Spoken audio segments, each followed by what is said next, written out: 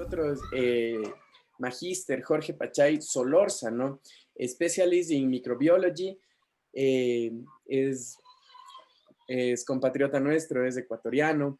El tema de él es hemocultivos y su importancia en el diagnóstico de enfermedades infecciosas. Licenciado Pachay, una vez más, sea usted bienvenido en este momento. Puede compartir su pantalla para poder iniciar con la presentación. Bienvenido, licenciado, y unas muy buenas noches. Qué bueno vernos. La última vez nos vimos en Manta, antes de que pase todo esto. Igual se vieron con el doctor Flores. Y bueno, pues ahora este es el medio que nos permite vernos, siquiera por los congresos. Pues espero que ya el otro año también nos veamos presencialmente. Muchos saludos. De igual manera, muy buenas noches con todos. Gracias por esta invitación. Y bueno, vamos a tratar de en esta hora pues poder de darles algo de lo poco que yo pueda transmitirles, y es acerca de los hemocultivos. Ya voy a compartir la pantalla para dar inicio a la exposición.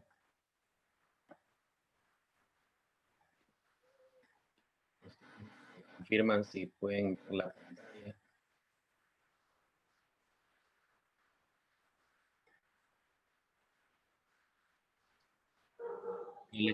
Pero Sí se puede ver la pantalla.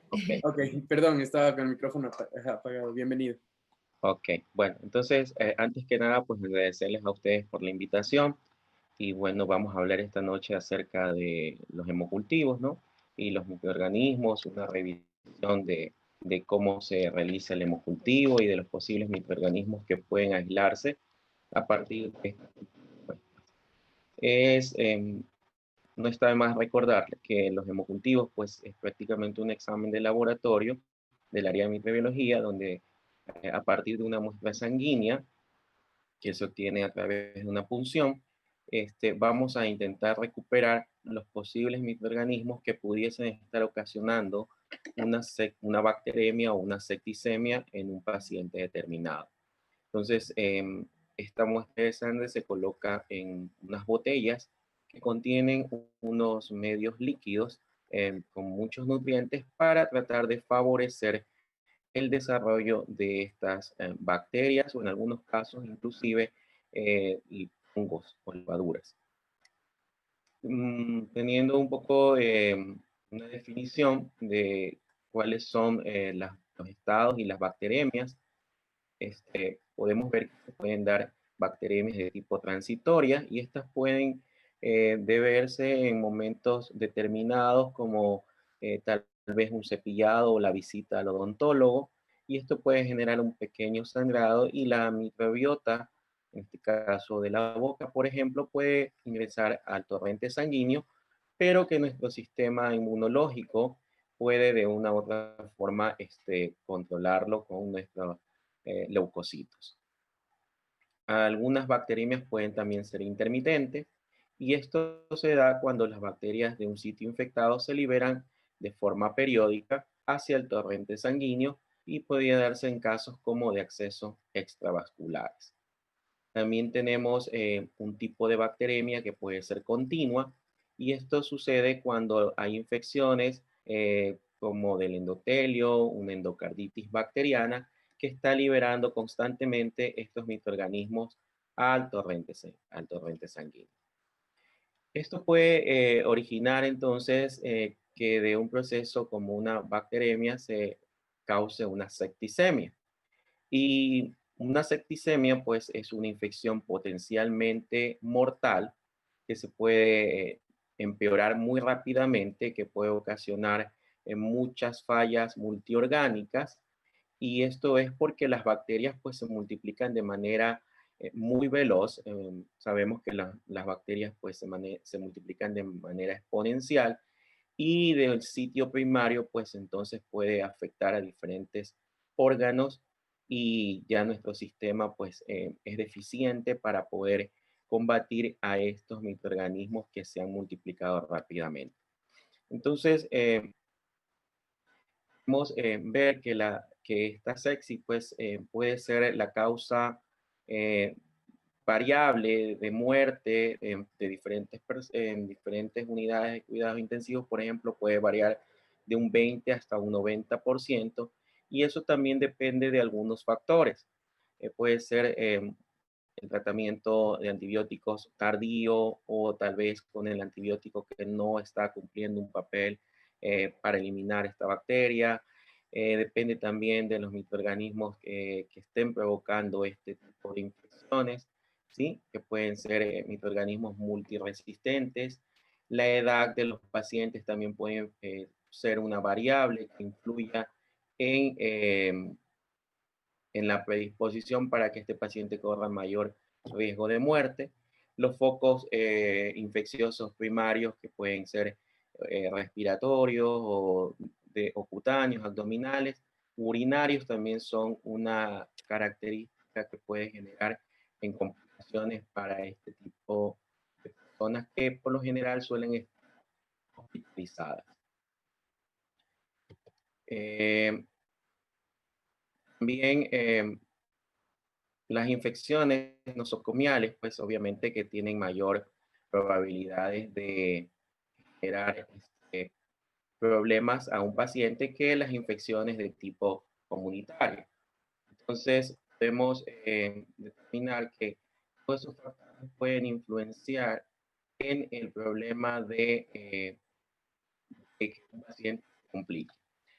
La magnitud de la bacteremia, estamos hablando entonces de, digamos,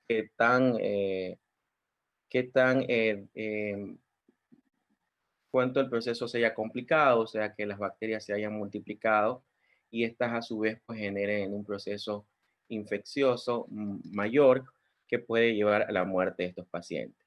Entonces, puede ser también que se presenten bacteremias que sean de origen polimicrobiano, es decir, más de una bacteria que haya tenido la capacidad de poder llegar a causar estos problemas.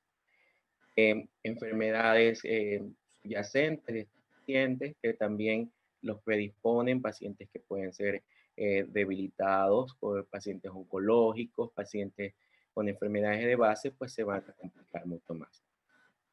Complicaciones de sepsis, y esto puede generar un shock, una severidad. ¿Okay? Todo este tipo de cosas pueden complicar a un paciente. La sepsis es una disfunción orgánica potencialmente mortal causada por una respuesta regulada del huésped y de la infección. Entonces, perdón un momentito, voy a porque me indican si se genera un ruido, porque en verdad que estoy teniendo un problema con la climatización. Espero que sí me sigan escuchando bien. Voy a volver a compartir.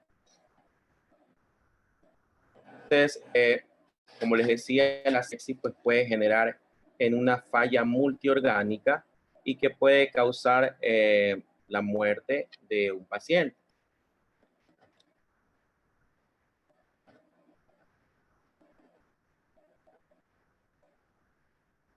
¿Cómo se puede diagnosticar? Pues obviamente el médico va a tener la sospecha clínica, dado algunas condiciones que ya lo veremos más adelante, que le va a permitir a él sospechar que este paciente está dentro de un cuadro de sepsis o un shock séptico.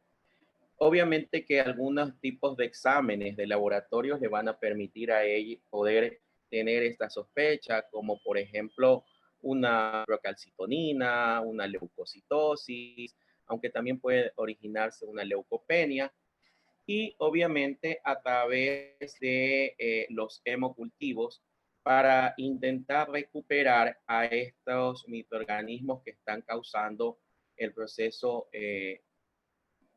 infeccioso ya generalizado, ¿no?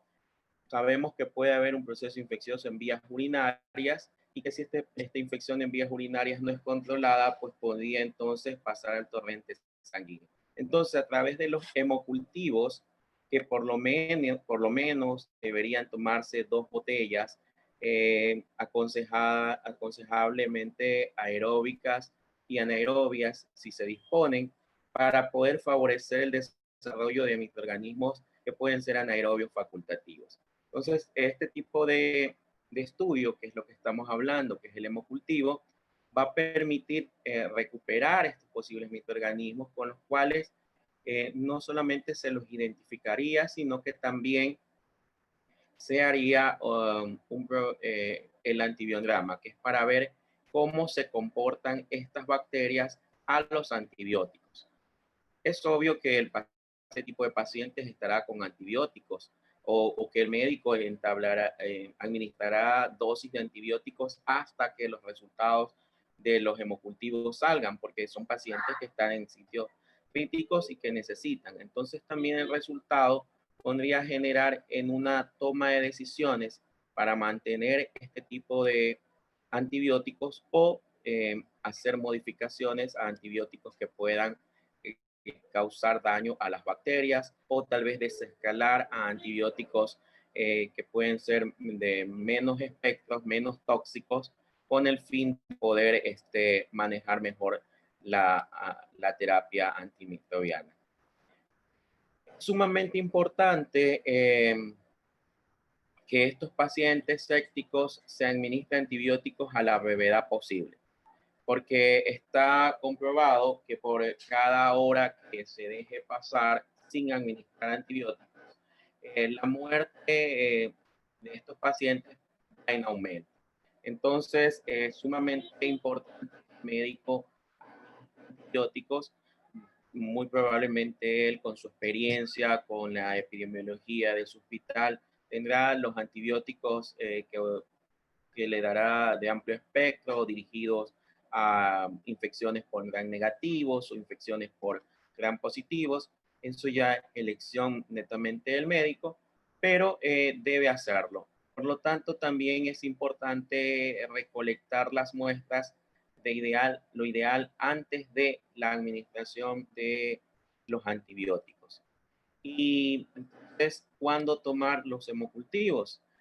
Es decisión netamente médica, pero en endocarditis, infecciones endovasculares, cuando los pacientes presentan ciertos síntomas como fiebre mayor a 38, leucocitosis superior a 10.000, aunque también pueden darse casos donde haya leucopenia, granulocitopenias con menores a 1.000, hipotensión, cuadros de abdomen agudos, son algunos de los signos o síntomas que pueden presentar estos pacientes. Les comparto una imagen del CDC donde indica los síntomas que le está manifestando.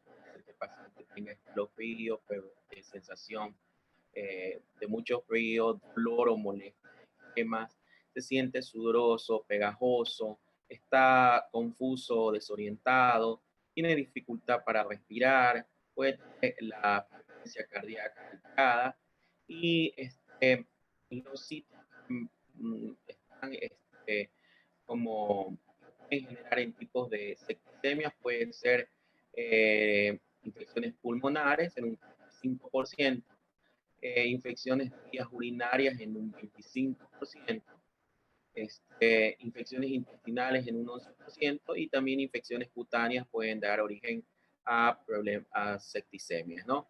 Entonces, esos son los sitios de donde el proceso infeccioso se salió de control y termina dando una bacteremia o una septicemia.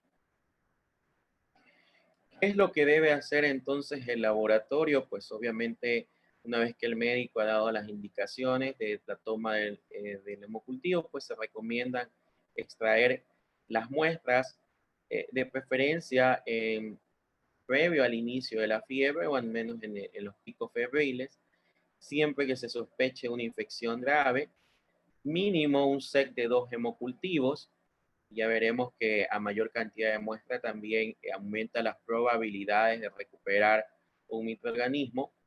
La incubación debe ser en menor tiempo posible, es decir, una vez tomadas, deben incubarse antes de las 2 horas, más que todo si estamos hablando de muestras que van a ser tubos que van a ser colocados en equipos que monitorean estas botellas, porque la multiplicación bacteriana dentro de estas botellas puede hacer que se generen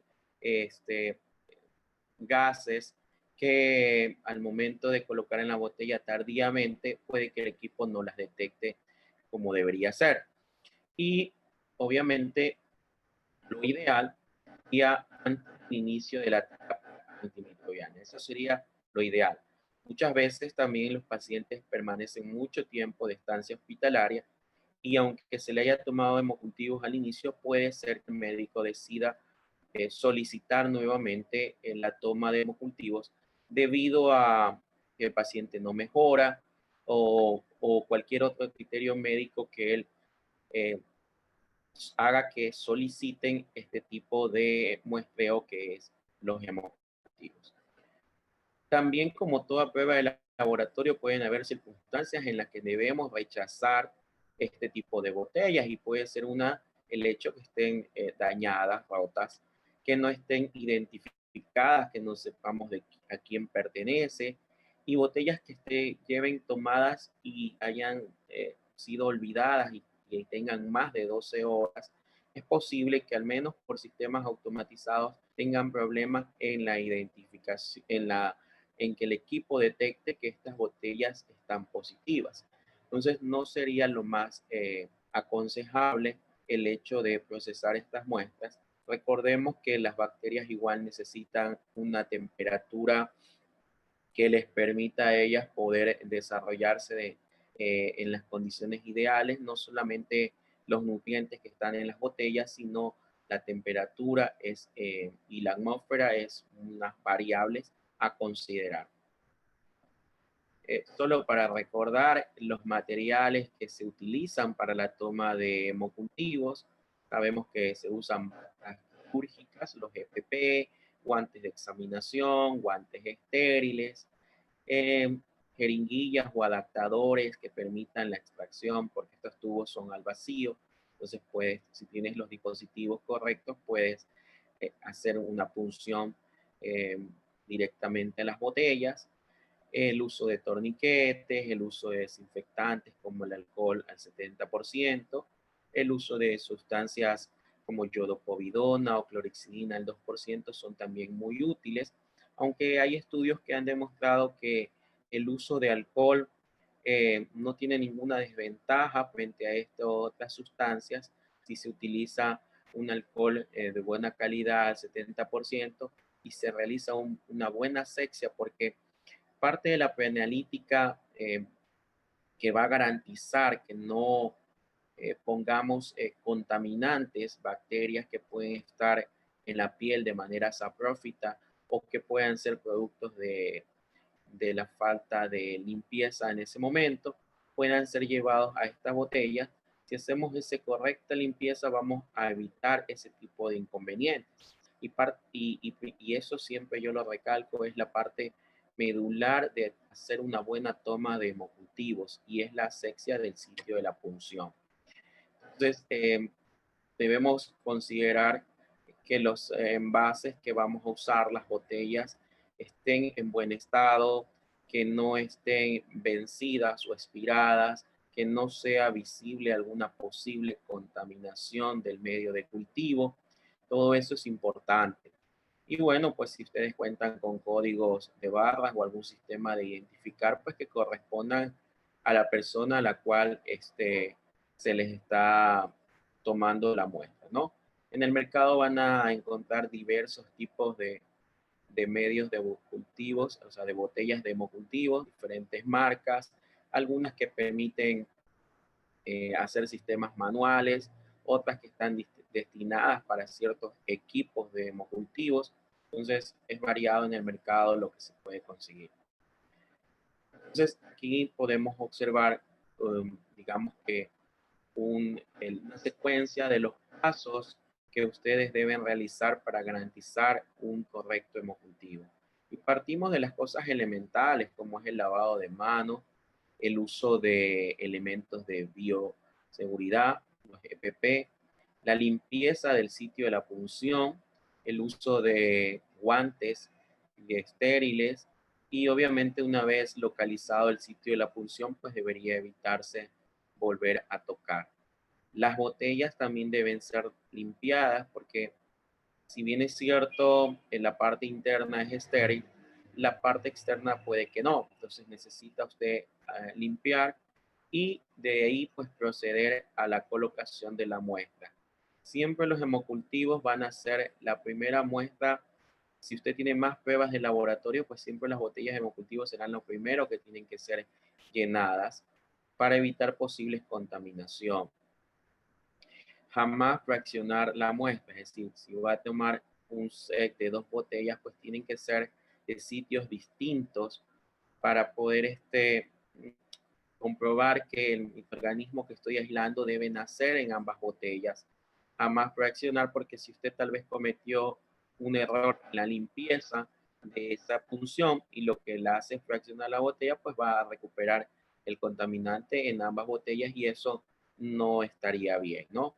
Por ahí tenemos a veces ciertas bacterias que si son parte de la microbiota normal, en ocasiones pueden ser patógenos, como los Staphylococcus epidermidis, que por dispositivos como catéteres o vías podían ingresar al torrente sanguíneo, pero siempre queda la duda. Entonces se asume que usted ha hecho bien el procedimiento y que si toma 2 botellas, pues deben ser de 2 punciones distintas. La relación de la muestra con la cantidad del medio de cultivo pues debe ser 1,5 a 1,10. El volumen óptimo en adultos es de 10 ml por botella, pero eso también dependerá del tipo de botella que usted esté usando, de la capacidad que tenga.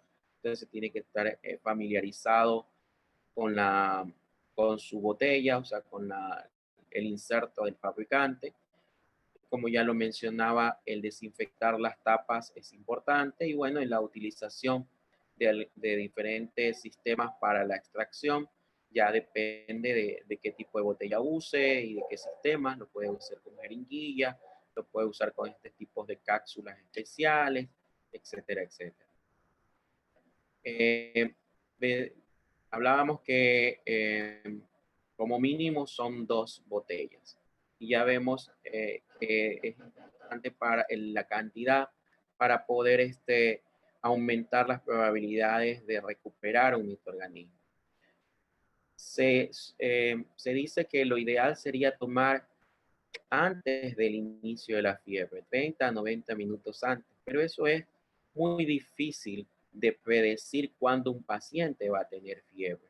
Por lo tanto, se aconseja realizar las punciones al momento del inicio del pico febril. En pacientes con endocarditis, se toman 2 hemocultivos en las primeras 24 horas y si estas están negativos, se aconsejaría tomar otro set de hemocultivos 24 horas posterior a la primera toma. Entonces, quería mostrarles aquí una presentación donde vemos que este estudio demuestra que mayor cantidad de muestra, mayor probabilidad de recuperar los microorganismos que podían estar causando estas infecciones.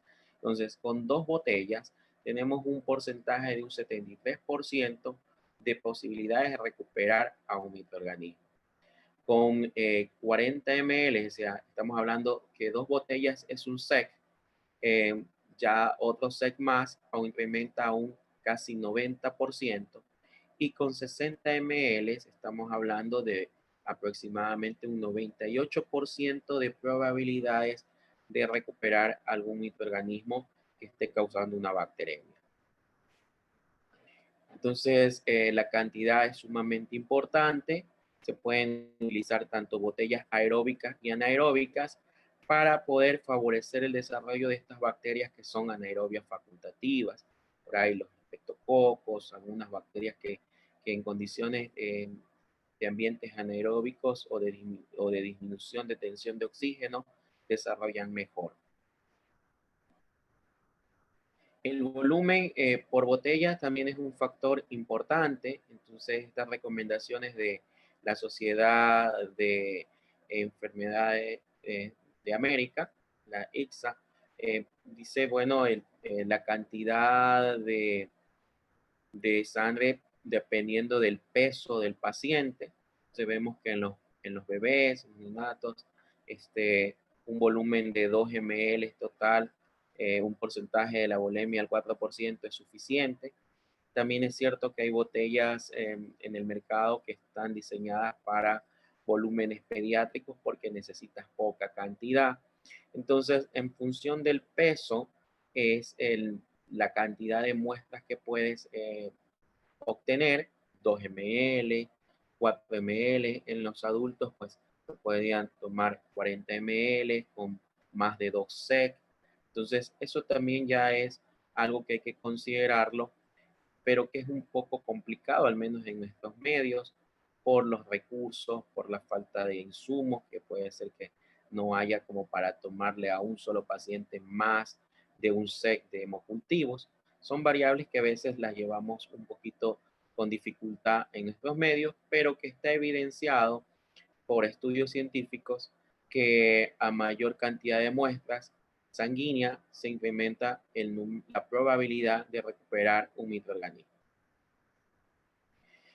¿Qué tiempo de incubación se necesita? Dependerá de la metodología que usted esté utilizando.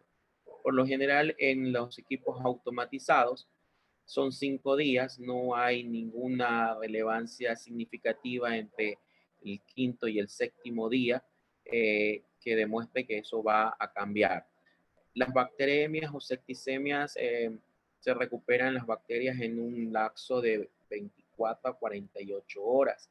Con el paso de las horas puede ir disminuyendo la probabilidad de recuperar estas bacterias, salvo que sean microorganismos exigentes nutricionalmente y que necesitan incluso mayor tiempo de incubación.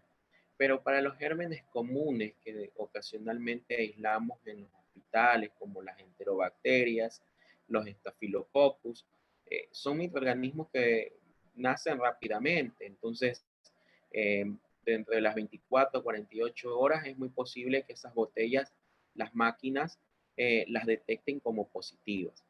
En los procedimientos manuales es distinto y se aconseja esperar 7 días porque se están haciendo procesos de siembras a ciegas, es decir, extracción de muestras de la botella y siembra en medios de cultivos, aun cuando no tengas la certeza de si está o no está positivo esa botella de hemocultivo. Entonces, eso depende de la metodología, pero entre 5 a 7 días es el tiempo de incubación para microorganismos digamos que comunes. Entonces, podemos ver ventajas tal vez o desventajas del método manual versus el automatizado.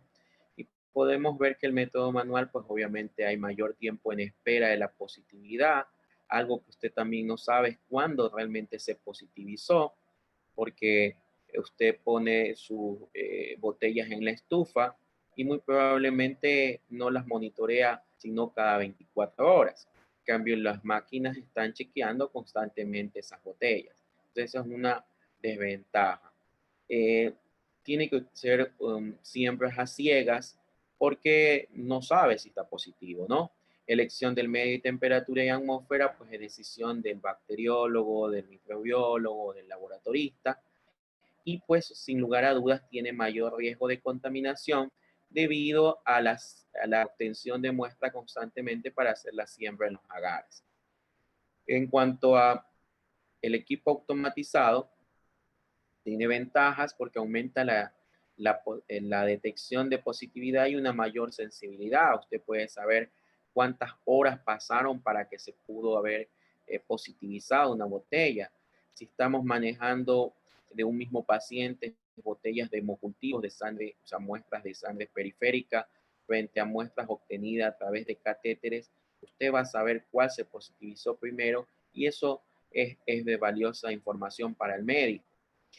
Optimización de recursos, manejo de información de una manera continua.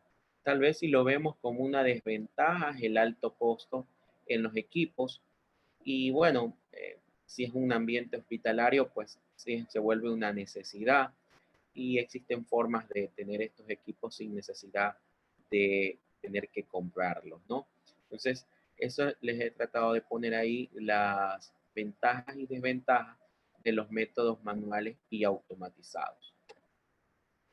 cuanto a los métodos manuales, existen botellas que permiten la recuperación de estos medios, porque recordemos que son caldos o medios de cultivos líquidos, muchas veces esto con cerebro infusión corazón, y luego pues obviamente de un periodo de incubación, que usted escoge el tipo de estufa, la atmósfera, usted va a utilizar también medios de cultivo sólidos y que estos van a ir, qué sé yo, con CO2 o simplemente en estufa sin CO2. Esas son decisiones netamente ya del bacteriólogo o microbiólogo.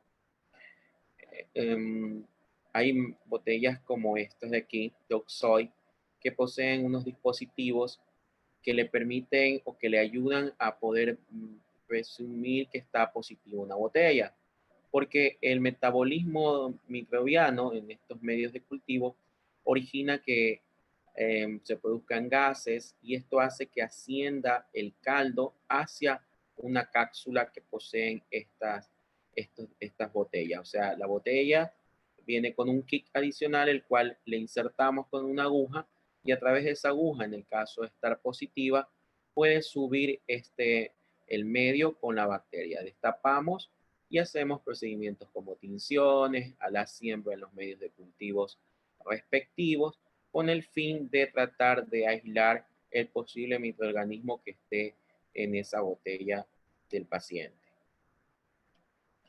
Solo para recordar los procedimientos que se realizan, pues sabemos que obtenemos la muestra a partir de las botellas con un ambiente estéril, ¿no? Cabinas de bioseguridad o mecheros, y estas se siembran en los agares respectivos. Esto sería procedimiento manual de siembras a ciegas, porque muy posiblemente está negativo.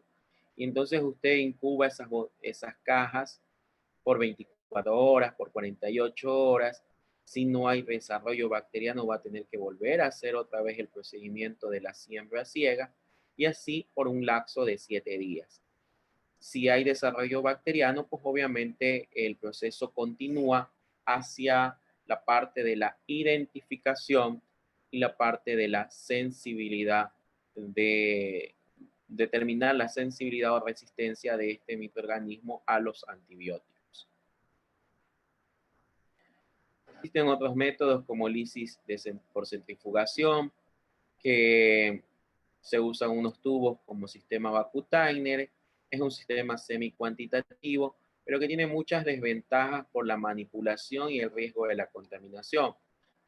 Existe ese método, pero creo que no es muy utilizado para la recuperación de microorganismos, ¿no? Usamos más los métodos o manuales o por medio de equipos automatizados. Entonces existen diversas máquinas, veo que mis fotos ya están un poco desactualizadas, ya existen algunos modelos más actuales de estos equipos, pero que en nuestro medio pues son muy común el Bacter, el Balaler, ahora el Sensitrick, y que cada uno de ellos disponen de diferentes tipos de botellas aeróbicas, anaeróbicas, pediátricas, algunas para Mycobacterium, otras para hongos. Entonces existe una variedad de botellas que lo que hacen estas máquinas es monitorizarlas para poder decirnos si está o no positiva esa botella a través de diferentes formas. Entonces, por ejemplo, en el caso de el Bacter, poseen en la parte inferior una resina que cambia de color cuando hay desarrollo bacteriano. Tanto así que puede ser visible a los humanos sin la necesidad de ponerlo en una máquina. Pero obviamente la máquina es mucho más sensible en los cambios sutiles de coloración y que al cambio de pH hace que cambie de color y a través de una luz está midiendo eso y lleva una curva de desarrollo, ¿no? Entonces, eso es lo que permite al equipo detectar si está positiva o no la botella, porque de ahí el equipo no hace nada más. Debemos retirar las botellas para hacerla siempre en los medios de cultivos respectivos. El sistema igual en The Bacter funciona así. El desarrollo bacteriano también genera que en el fondo una resina también haga un cambio de color. Tal vez esta es menos visible que en la otra marca, pero esta contiene también ciertas partículas que permiten de una u otra forma neutralizar los antibióticos en caso de los pacientes que estén recibiendo antibiótico-terapia. Pero entonces estas máquinas lo que hacen, como les decía, pues es producto del metabolismo que se desarrolla en la botella porque las bacterias se multiplican y liberan diferentes gases. Pueden entonces generar cambios de pH y eso permite a los equipos detectar esos cambios y darlos como una alerta de que están o no positivas. Esa 3, que es un equipo también que mide la formación de gas. Entonces, el metabolismo que se desarrolla dentro de estas botellas produce un gas y a través de un sensor indica si está o no positiva esta botella. Esto hacen unas curvas y es lo que les decía, ¿no? Diferentes sistemas, diferentes máquinas, pero el principio es el mismo.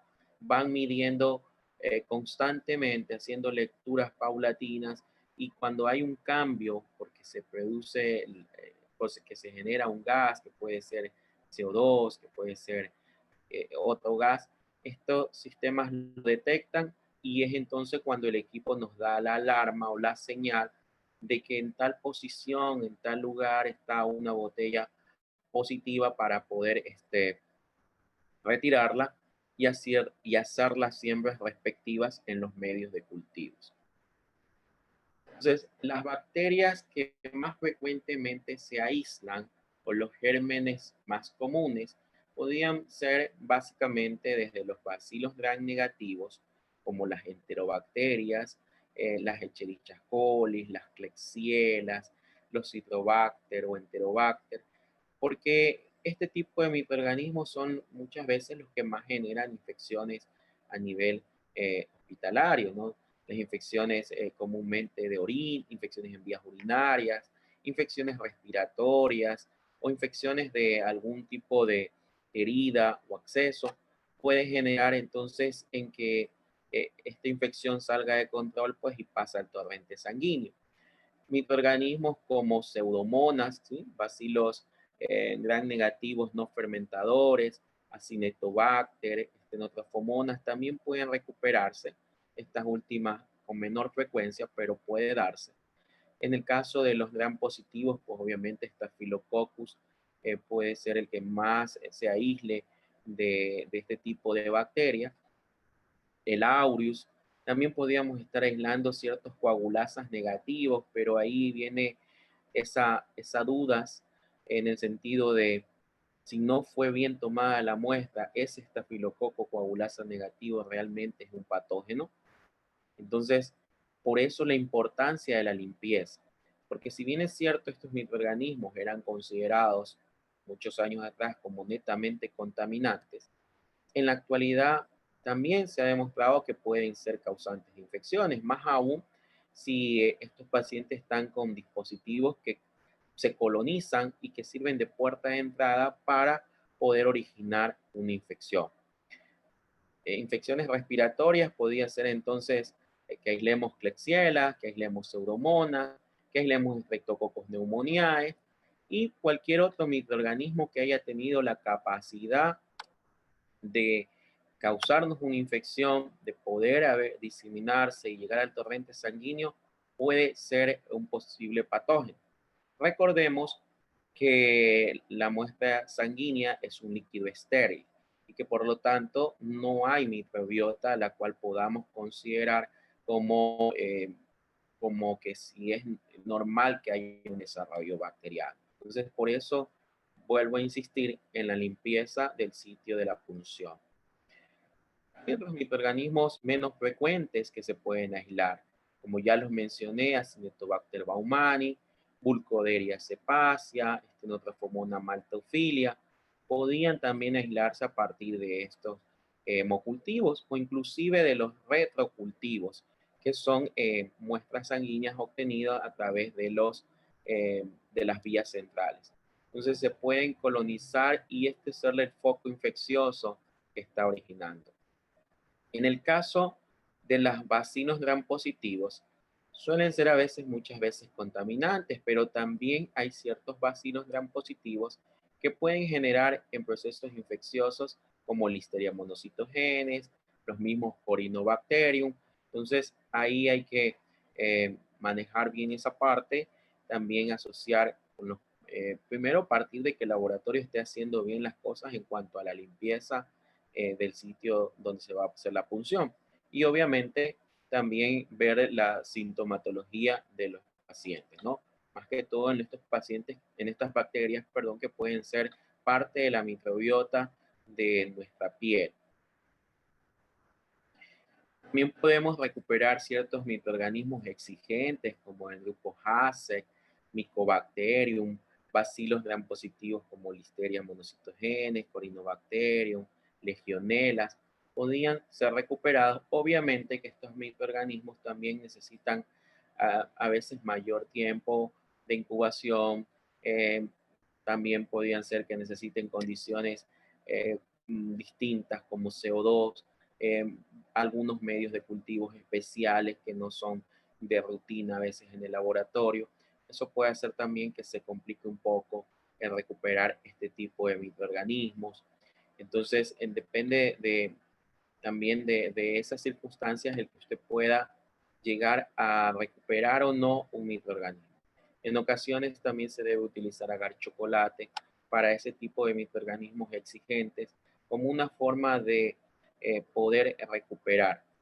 Porque aquellos que usan sistemas automatizados podrían a veces tener ciertas botellas que supuestamente están positivas y no recuperar nada.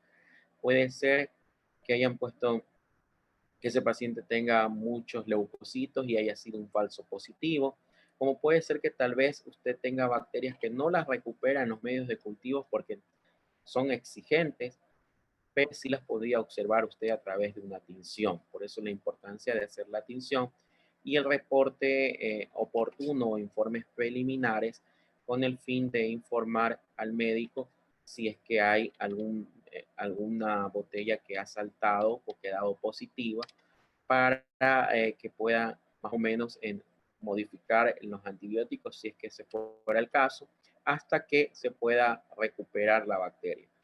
Eh, Recordemos que la bacteriología, pues la metodología tradicional es bastante tardía y que muchas veces el reporte sale tarde, ¿no?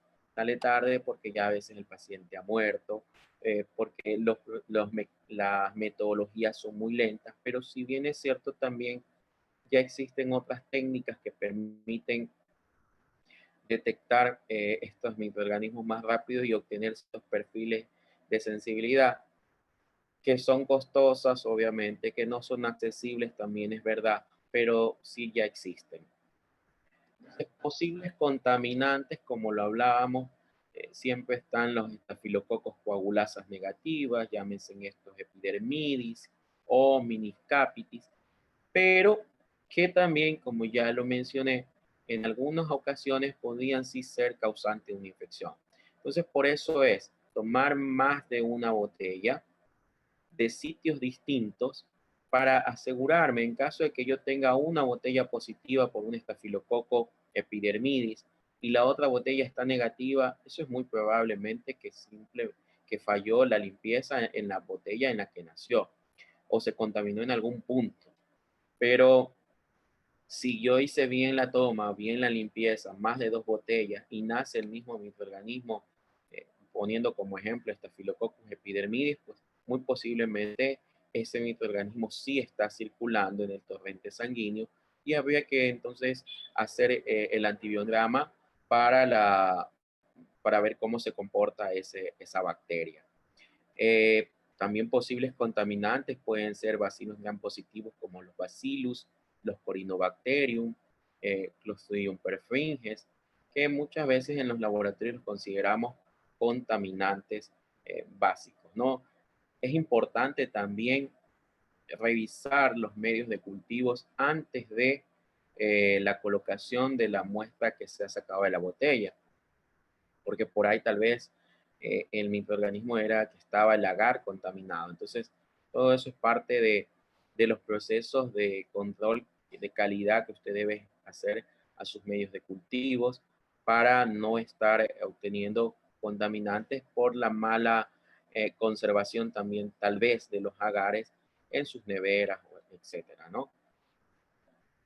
Entonces, les muestro una foto ahí de los estafilococos epidermidis o cualquier coagulasa negativo. Entonces, eso hay que valorar qué pasa, más aún si es solo una botella.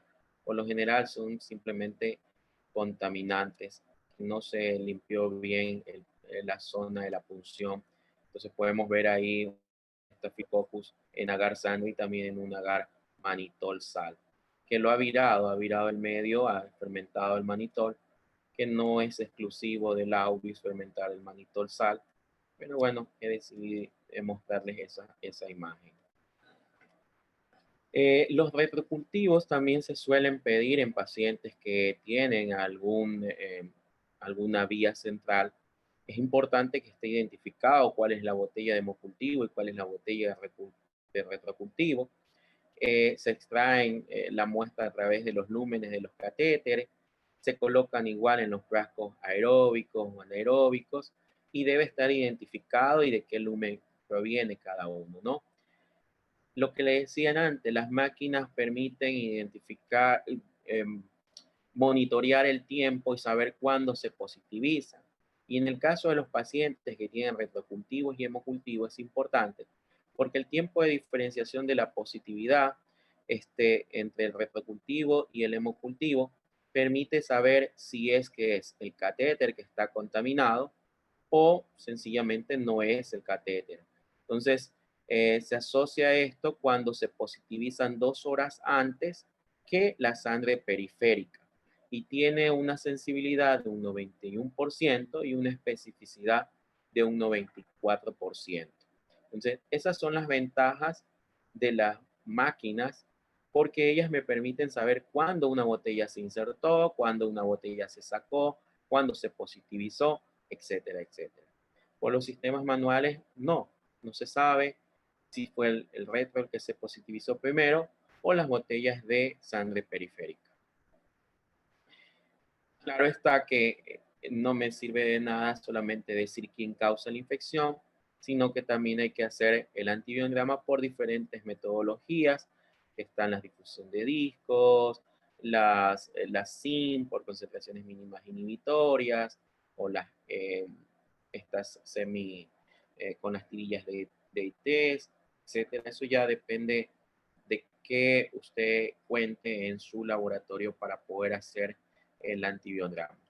Entonces, en los equipos automatizados, pues usted suele obtener el aislamiento, la identificación, la concentración mínima inhibitoria de los antibióticos que ha probado y obviamente por sistemas expertos, pues la interpretación de ese punto, de esa SIN que ha obtenido como sensible, intermedio, sensible dosis dependiente o la resistencia de X antibiótico.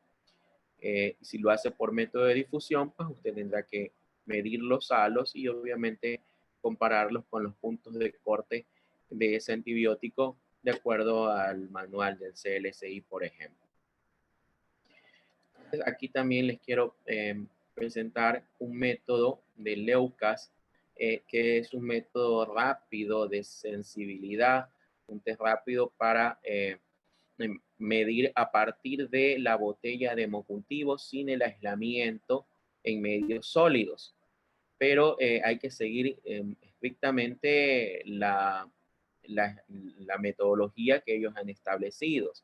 Entonces se puede hacer a partir de 125 más, o puede ser 150 de la muestra sanguínea de la botella, haciendo una dilución, igual llevándolo a hacerlo en Müller-Hinton. Entonces esa dilución usted va a platear, va a estriar tal y cual como se hace un antibiograma de método de difusión y se colocarán los antibióticos. El detalle está en que sí hay que leerlo como máximo en 8 horas para poder determinar la sensibilidad o la resistencia de estos antibióticos. Si no lo hace en ese tiempo ya no es válido la lectura. Entonces, aquí está los tipos de microorganismos en los que han probado, el tiempo de incubación, que puede ser 4, 6 y hasta 8 horas, no más, en medio de Müller-Hinton, la incubación de 35 más 1 grado centígrado en estufas aeróbicas, microorganismos como Klebsiella, Acinetobacter, Enterococcus. En las pseudomonas el tiempo es de 6 a 8 horas para hacer la lectura. En Streptococcus pneumoniae puede ser en 4, 6 u 8 horas. Y en este sí se necesitan condiciones de CO2 y de un 4 a un 6%. Entonces aquí está la imagen de el desarrollo de estas bacterias, donde se pueden medir los puntos de corte, pero lo importante es el tiempo. Si no se hacen las lecturas en ese tiempo, pues ya no se debería considerar este método, ¿no? Entonces, aquí podemos ver también el tiempo de producción del diámetro va cambiando también dependiendo de las horas en que usted haya hecho la lectura de este antibiograma rápido, que es a partir del medio de cultivo, no es a partir de la colonia, ¿sí? Entonces, eso es un método de Leucas. Si bien es cierto, aquí nos manejamos más con los manuales del CLSI, pero me pareció interesante comentárselos. También pueden haber fungemias, también los hongos pueden ser aislados o recuperados de los hemocultivos. En mi caso muy particular no tengo una mayor cantidad de recuperación de hongos, pero puede ser que en sus ambientes, en sus hospitales se pueda dar. Entonces, Candida albicans es una de las más frecuentes implicadas en este tipo de fungemias, seguidas de otros géneros. Pueden haber Candida glabrata, Paraxylosis, Tropicalis, Crusade, que también se podrían aislar a partir de botellas de hemocultivos. Entonces, como una manera de recordar, pues, es importante la asepsia, el número de botellas de hemocultivos que se tomen, los sitios de punción deben ser distintos. El procesamiento, la metodología que usted elija dependiendo de sus recursos manuales o automatizados, que tenemos que tener en consideración que existen microorganismos que pueden ser colonizantes o contaminantes, pero que también podrían ser un patógeno, y que deberíamos proporcionar información oportuna, generar ciertos reportes preliminares donde se hayan hecho tal vez la tinción y obviamente el reporte final, considerando el microorganismo y los antibióticos que son para ese tipo de microorganismo, para que el médico pues cuente con esa información y pueda tomar la mejor decisión en función de la salud del paciente. Entonces, también hay que tener en cuenta que la recolección de una muestra de sangre libre de contaminantes es fundamental para el resultado del hemocultivo y que tenga a su vez un valor clínico. Porque si la idea es simplemente funcionar a un paciente sin tomar las medidas que ya hemos comentado, pues es posible que tal vez esté generando reportes con muchos microorganismos que son colonizantes y patógenos, y que eso va a implementar va a afectar mucho en algunos factores. Entonces, la tasa de contaminación se va a reducir si hacemos la limpieza, por ejemplo, efectiva, la limpieza de higiene de manos, mejorar en la extracción de sangre, la limpieza del sitio de la punción. Todo eso va a permitir que no tengamos falsos positivos. Tener falsos positivos puede aumentar el tiempo de estancia hospitalaria de una persona, que va a incrementar en más de un 39% el uso de antibióticos intravenosos, aumentos de costos, aumentos de carga laboral en el laboratorio. Por lo tanto, también va a haber un incremento en la resistencia de las bacterias si comienzan a utilizarse antibióticos que muy posiblemente no necesitaba esa persona. Entonces generamos y contribuimos a la resistencia antimicrobiana y muy posiblemente este paciente tal vez contraiga ahora sí una verdadera infección con una bacteria multiresistente o pan-resistente, como las que no es de extrañarse, las aislamos ahora en los hospitales, ¿no? Entonces, esos puntos quiero que los tengan en consideración para realizar una buena extracción y un buen procedimiento de los hemocultivos. Eso es lo que les he traído a ustedes, espero les haya interesado. Gracias por su atención.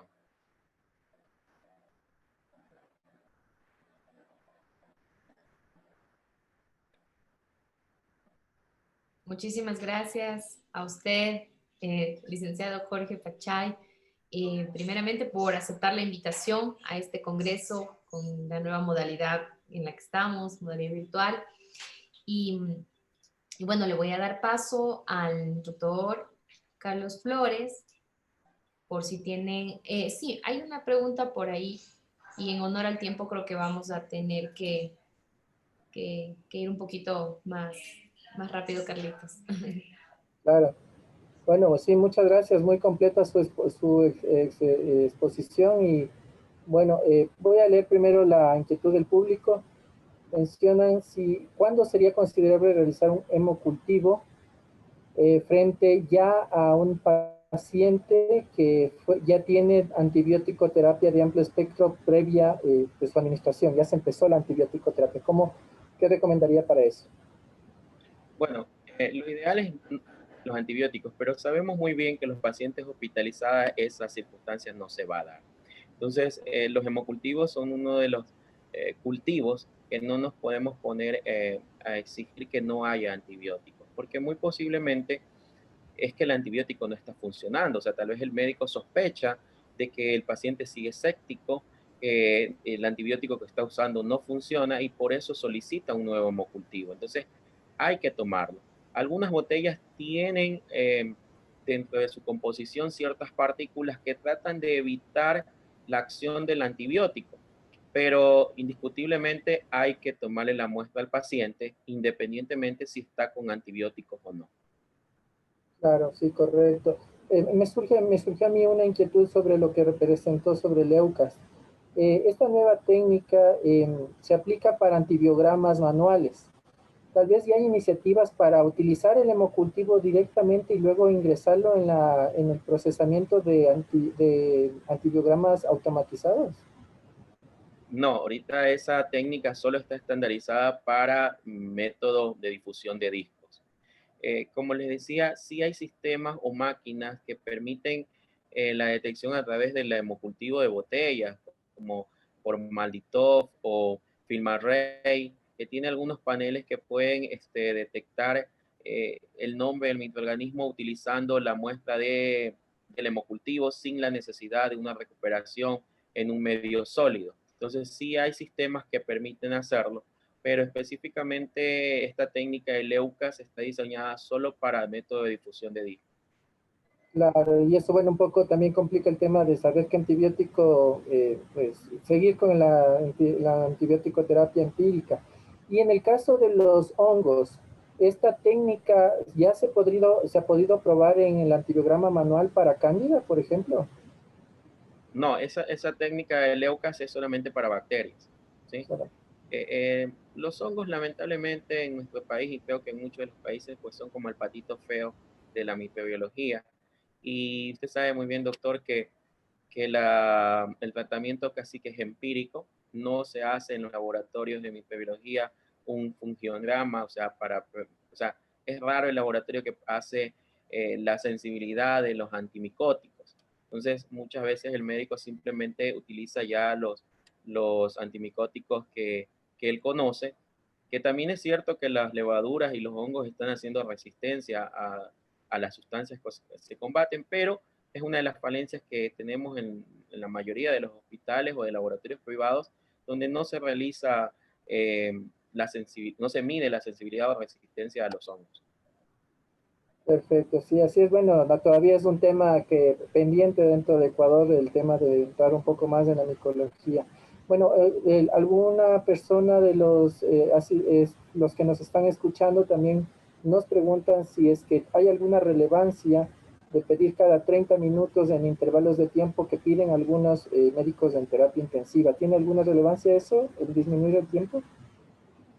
Se ha comprobado que se puede tomar simultáneamente, virtualmente al mismo tiempo las botellas, ¿no?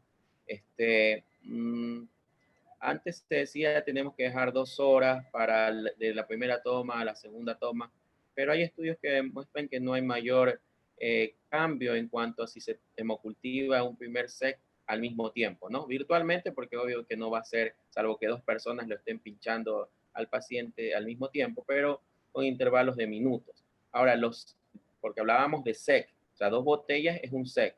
Ahora, si lo va a hemocultivar otro SEC, pues ahí sí podría esperar un lapso de tiempo de 1 hora. Y esto va también en función de si el paciente está con fiebre o no, para tratar de recuperar los microorganismos. O sea, si va a ser más de un SEC, pues obvio que ahí sí podemos dejar un intervalo de una media hora o 1 hora, hasta por cuestión del dolor que se le provoca al paciente en cuanto a la punción. Pero siempre pensando obviamente en la parte técnico-científico para poder implementar las posibilidades de recuperar estos microorganismos. Aquí hay una pregunta interesante realmente porque ha sido parte de la práctica habitual, creo, de la mayoría de laboratorios de microbiología, sobre el reporte inmediato de Gram frente a un hemocultivo que pita, ¿no es cierto?, positivo, y decidir pues ahí un poco la terapia empírica que se está dando o direccionarla. Existe tal vez estudios recientes sobre la verdadera utilidad, tomando en cuenta que la técnica de Gram tiene, pues, lógicamente sus limitaciones, tanto operador dependiente como de sensibilidad analítica como tal. ¿Existe alguna experiencia de si realmente tiene utilidad hacer esto o no cambia mucho la terapia empírica, como por ejemplo ya tener un cuadro de resistencias locales epidemiológicas de las bacterias que estén rondando por ahí, ¿no? Como para saber cuál es la terapia empírica hasta que tengamos el antibiograma como tal. Bueno, en cuanto a la tinción, como usted lo manifestó, se hace cuando ya la botella ha dado positiva, porque muchas veces quieren una tinción de grana a partir de la muestra sanguínea que se está tomando o que recién se puso en la botella. Ahí no vamos a ver nada, porque si bien el Engram tiene una baja sensibilidad, si no tengo una cantidad suficiente de bacterias. Ahora, si ya se positivizó, bueno, no cambia mucho en el sentido de que si el médico está usando un antibiótico de amplio espectro, no va a cambiar mucho el hecho de que si le digo que es un bacilo Gram negativo, es muy poco probable que yo le diga que es una pseudomonas o que es una Escherichia coli hasta que lo vea en los medios de cultivo. Pero se suele hacer como para igual afirmar o reafirmar que esa botella está positiva y que muy posiblemente hay un coco o un Gram negativo, porque puede ser que por ahí el médico solo está dando antibióticos pensando en una infección por estafilococos y está solo dando vancomicina. Entonces, puede ser que ahí sí le ayude a cambiar o a añadir un antibiótico más dirigido en el caso de que yo viera, por ejemplo, bacilos Gram negativos. Por ahí podría ser la utilidad, ¿no? Y el hecho de afirmar que en esa y también le orienta al bacteriólogo de que posiblemente va a nacer mañana, ¿no? Porque sabemos que va a un proceso de incubación y bueno, es parte de los procesos y protocolos dentro del laboratorio para hacer bien las cosas. Ok, bueno, doctor, como es, Magister, muchas gracias por su exposición, muy interesante, muy completa. Desde mi parte, me quedo muy satisfecho y agradecido por lo aprendido. Muchas gracias. Gracias a ustedes por la invitación, siempre a las órdenes. Muchísimas gracias también de mi parte, Licen, por, como ya le dije, aceptar la invitación a este congreso y pues esperamos que igual el otro año ya nos podamos ver. Muchas gracias también a todos los asistentes, los espectadores que están hasta la hora conectados y no sé, John, si ya podemos culminar con la noche. Así es, igual agradeciendo mucho al licenciado Jorge Pachay por su intervención y por acompañarnos una vez más en nuestros congresos. Y para recordarles nada más a las personas que los videos están subidos en la plataforma, que pueden revisarlos para retroalimentar el conocimiento de este congreso y y buscar siempre fuentes de aprendizaje en estos medios. Yo no tengo tampoco nada más que decir, más que tengan una muy buena noche y nos vemos el día de mañana en el horario habitual. Buenas noches con todos. Muchas gracias. Buenas noches, que pasen bien. Buenas noches. Pasen bien.